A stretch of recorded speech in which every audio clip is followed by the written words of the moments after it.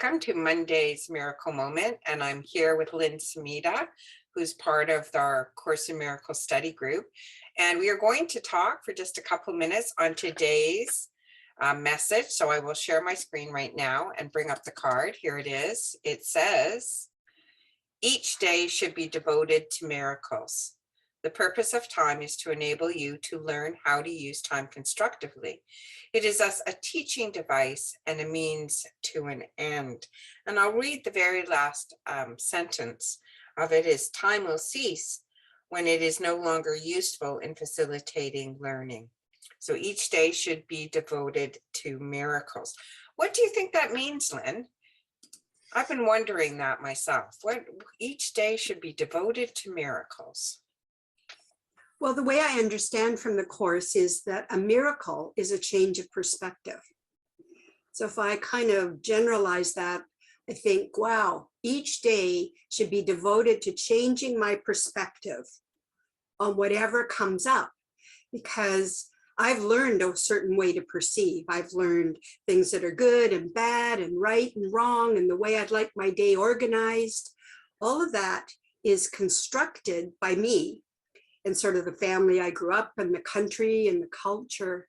So I was thinking, if all of that is to be seen differently, if I'm to change my perspective on things, which I think the whole Course is about that, changing our perspective, that every day then is devoted to changing perspectives and therefore opening the door to miracles.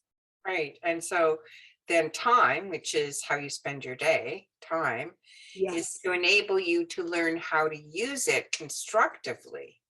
So time is a teaching device. So Lynn and I were just having a little laugh before we went on that maybe it's true though, only the good die young, because those of us who aren't getting the lessons, what happens is if Lynn and I are to learn something together, and the universe orchestrates a situation for us for that learning, and then we don't get it, it just extends time for us. yeah. So it creates another situation for us to learn in.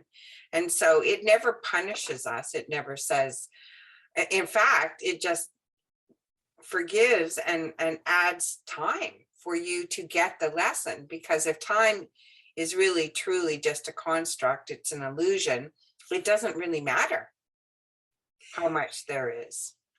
But, you know, I said to you, and I think I wrote in the chapter in the book that's going to come out, one of the greatest gifts was that my mom lived long enough for me to learn what I really needed to learn with her, which was I kept wanting her to see my value and that my points would be right, and so on and so forth. And so I was trying my very best to be this good daughter.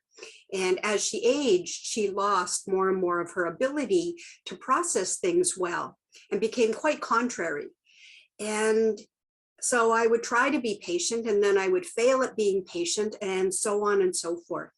Well, she lived long enough that I finally was able to put into practice, you know, that huge concept that you cannot be unfairly treated. And so when I finally held on to that and I would go and see her, I would just say to myself, Lynn, no matter what happens, you cannot be unfairly treated if you stay grounded in who you truly are. And all of a sudden, everything shifted. So, I mean, it took quite a bit of time, to use that point, for me to get that idea. Yeah, well, I think it takes a lot of time for us to get at those ideas, especially with family members. We seem quite dug in because often things happened when we were young and we've hung on to something for a long time. So we're not giving it up easily. Yeah, And we have to have a few goes. many goes. Yeah, many goes. So But you can see where time really did expand, like visit after visit. I was trying to figure this out and trying to figure it out. And as soon as it did, it was like things collapsed in the sense of everything was perfect. And my mom passed away not that long after. That's so beautiful. Yeah. That the purpose of time is to enable you to learn how to use time constructively. It's Thus a teaching device. And so that's such a beautiful example, Lynn. Thank you so much for sharing that with our viewers. And remember, if you want to talk more about these principles in A Course in Miracles, we do meet on Monday mornings after the Monday Miracle Moment inspirational card has come out, and we chat about whatever has been on that card.